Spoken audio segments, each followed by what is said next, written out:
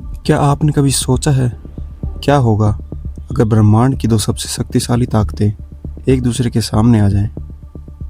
एक तरफ महादेव का प्रलयकारी धनुष पिनाका, जिसके एक ही वार से त्रिपुरा जैसा असुर साम्राज्य राख हो गया था, और दूसरी तरफ भगवान विष्णु का सारंग, जो इतना अचूक है कि इससे छूटा हुआ बाण कभी निशाना नहीं चूकता। लेकिन क्या आप जानते हैं कि एक बार ये दोनों धनुष आपस में टकरा गए थे। एक ऐसा युद्ध होने वाला था जिससे पूरा ब्रह्मांड थर-थर कांपने लगा था। आज की इस वीडियो में हम इस गुप्त कथा के बारे में जानेंगे, जहां देवाधिदेव महादेव और सृष्टि के पालनकर्ता विष्णु के बीच एक ऐसे भयंकर संघर्ष की स्थिति बन गई थी। आखिर क्यों हुआ ये युद्ध और किसका धनुष साबित हुआ सबसे शक्तिशाली?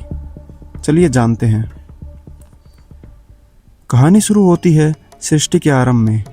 देव शिल्पी विश्वकर्मा ने अपनी संपूर्ण शक्ति और दिव्य ज्ञान का उपयोग करके दो महाशक्तिशाली धनुष का निर्माण किया। ये कोई साधारण धनुष नहीं थे। पहले धनुष का नाम था पिनाका। इसे उन्होंने स्वयं महादेव को भेंट किया। पिनाका इतना भारी और शक्तिशाली था कि महादेव के अलावा उसे कोई उठा नहीं सकता था। इसकी प्रत्यंचा जब खींची जाती थी तो उसकी ध्वनि से ही असुरों का कलेजा फट जाता था। दूसरा धनुष था सारंग, जो भगवान विष्णु को दिया गया। सारंग का अर्थ है सींगों से बना हुआ, लेकिन यह दिव्य ऊर्जा से संचालित था। इसकी विशेषता थी इसकी गति और अचूक निशाना। सारंग को चलाने का अर्थ था विजय निश्चित होना।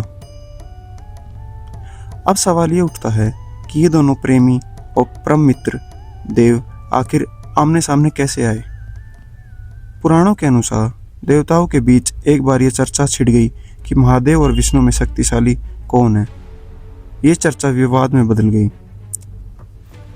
इस विवाद को सुलझाने के लिए स्वयं ब्रह्मा जी ने एक योजना बनाई।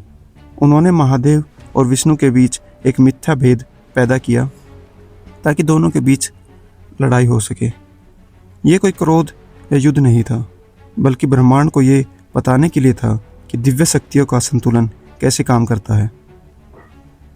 महादेव ने अपना पिनाका उठाया और विष्णु ने सारंग। दोनों ही देवता युद्ध भूमि में आमने सामने खड़े हो गए। जैसे ही महादेव ने पिनाका की प्रत्यंचा छड़ाई, चारों तरफ बिजलियां कड़कड़ाने लगी। दूसरी तरफ विष्णु ने जैसे ही सारंग से बाण छोड़ा, पूरा आकाश सुनहरा हो गया। दोनों ही दिव्य धनुष से निकले बाण जब आपस में टकराए तो ऐसा लगा मानो प्रलय आ गई हो। युद्ध इतना भयंकर था कि सूर्य की रोशनी धुंधली पड़ गई। पिनाका से निकली अग्नि और सारंग से निकली तीव्र वायु ने हर तरफ हाहाकार मचा दिया। तभी ब्रह्मा जी ने देखा कि अगर ये युद्ध नहीं रुका तो सृष्टि का अंत निश्चित है। ब्रह्मा जी तुरंत दोनों के बीच प्रकट हुए। उन्होंने दोनों देवताओं को उनकी विशिष्टता याद दिलाई कि वे दोनों एक ही परम शक्ति के दो रूप हैं। कहा जाता है कि उस समय महादेव ने एक हंसी के साथ अपना पिनाका धनुष वहीं छोड़ दिया। लेकिन युद्ध के निष्कर्ष में यह पाया गया कि विष्णु का सारंग उस क्षण थोड़ा अधिक प्रभावशाली रहा, क्योंकि उसने संतुलन बनाए रखा। लेकिन दोस्तों, यहाँ एक बड़ा रहस्य है। महादेव ने अपना पिनाका धनुष देवव्रत को दे दिया, जो राजा जनक के पूर्वज थे। यही वो पिनाका था जिससे सदियों बाद प्रभु श्री राम ने सीता स्वयंवर में तोड़ा था। वहीं दूसरी तरफ सारंग, जो भगवान विष्णु ने अपने पास रखा और बाद में कृष्ण अवतार में भी उसका उपयोग किया। इस कथा का असली रहस्य ये नहीं है कि कौन जीता। इसका रहस्य ये है कि शक्ति जब तक संतुलित है तब तक सृष्टि सुरक्षित है। पिनाका विनाश का प्रतीक है और सारंग संरक्षण का। जब ये दोनों टकराते हैं तो सिर्फ ज्ञान की विजय होती है।